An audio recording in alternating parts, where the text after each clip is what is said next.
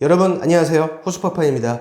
반년쯤 전에 시설 권리계약과 관련해서 영상을 몇 차례 올린 적이 있어요. 공인중개사의 업무에 부수되는 것은 사실이지만 권리계약서 작성 시에 행정사를 부르지 않으면 행정사법 위반이다. 이게 법원의 입장이죠. 공인중개사의 업무 영역인 것을 법원도 인정하고는 있지만 행정사법에 의하면 행정사만 할 수 있으니까 어쨌건 위법이다.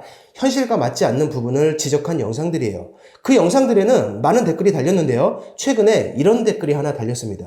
행정사법은 61년도에 만들어졌고 공인중개사법은 84년도에 만들어졌으니 공인중개사들이 상가계약을 하면서 시설 권리에 대한 내용을 조율하고 계약을 진행하는 것은 원래부터 위법이었다는 거죠. 처음부터 위법인 것을 공인중개사들이 해왔고 최근에 이슈가 된 것뿐이다. 댓글을 다신 분은 행정사분이신 것 같네요. 행정사와 공인중개사가 다툴 이유는 없습니다. 그게 영상의 목적도 아니고요. 하지만 오해는 좀 바로잡아야 할 것 같아요. 결론부터 말씀드리면 댓글을 쓰신 분의 주장은 틀렸습니다. 행정사법의 모태가 된 것은 행정서사법이에요. 행정서사법이 1961년도에 제정된 것은 맞습니다. 당시에는 일정 기간 공직에 있었다면 행정서사로서의 자격이 자동으로 생겼어요.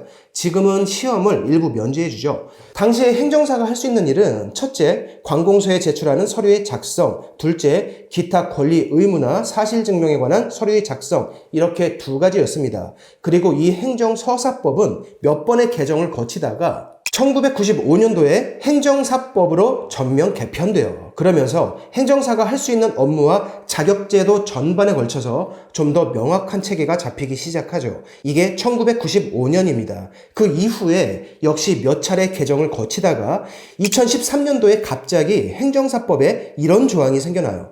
행정사가 아닌 사람에 대한 금지사항. 행정사가 아닌 사람은 다른 법률에 따라 허용되는 경우를 제외하고는 제2조에 따른 업무를 업으로 하지 못한다. 2012년까지는 없던 조항이었어요. 그리고 행정사법 제2조에는 권리 의무나 사실증명에 관한 서류의 작성, 이게 들어있죠.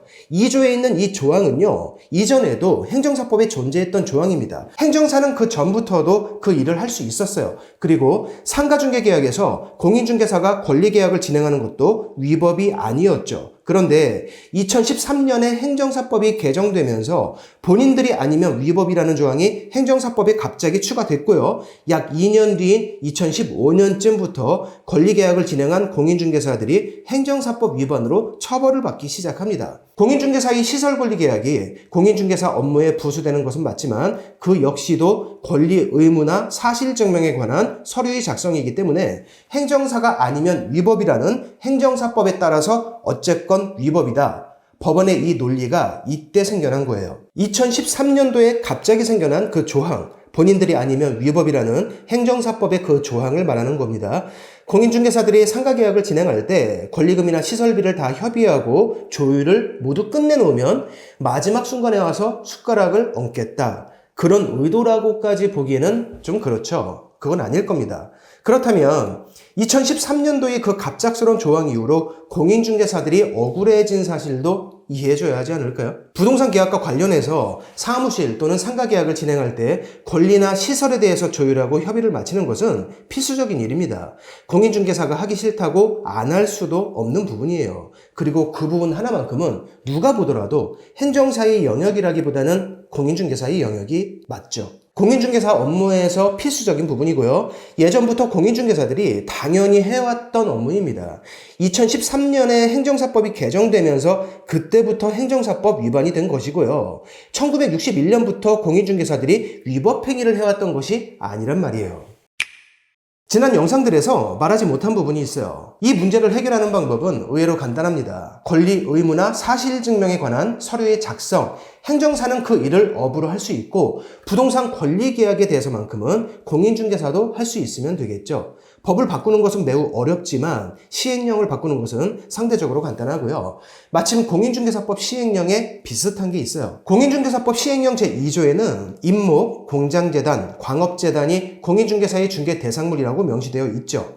솔직히 이것도 이해가 안 되는 게 공장 재단이라는 것은 공장 건물과 그 토지만을 말하는 게 아닙니다. 그 공장이 가진 권리 의무와 그 안에 있는 시설, 자산을 다 합해서 공장 재단이라고 하죠. 공장같이 큰 부동산은 그 안에 있는 시설과 권리까지 한꺼번에 계약하는 게 합법이고 동네에 있는 작은 상가는 시설과 권리를 함께 계약하면 위법이다. 저는 이것도 이해가 안 되지만 어쨌건 여기에 하나를 추가하면 돼요.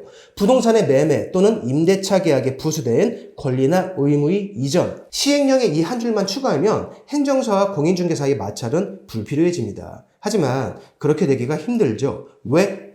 법은 입법부에서 바꿉니다. 시행령은 행정부에서 바꾸죠. 관련 부서의 공무원들이 주체가 돼요. 공직에 일정 기간 근무한 공무원은 행정사 시험을 볼 때 1차 시험이 면제되거나 1차 시험 면제 더하기 2차 시험도 일부가 면제됩니다. 즉 지금의 공무원 중 대다수는 미래의 행정사들이죠. 공인중개사법 시행령이 왜 바뀔 수 없는지 이해되시나요? 오늘 주제로 제가 국토부에 질의를 했을 때 중요 사안이기 때문에 행안부 의견도 들어봐야 한다면서 답변 기일까지 연기해 놓고 결국 행안부와 국토부에서 보내온 답변은 아주 원론적인 몇 줄만 왔었던 것 기억하시죠? 공인중개사의 권리금 조율과 계약 진행, 현장에선 필수적으로 해야 하고 그걸 법원도 인정하고는 있지만 어쨌건 법상으로는 위법이다. 왜? 행정사만 할 수 있도록 행정사법이 바뀌었으니까. 언제부터? 2013년부터. 댓글에 대한 설명은 모두 끝났습니다. 여기에 대해서 여러분은 어떻게 생각하시나요? 오늘 영상은 여기서 마치겠습니다. 고맙습니다.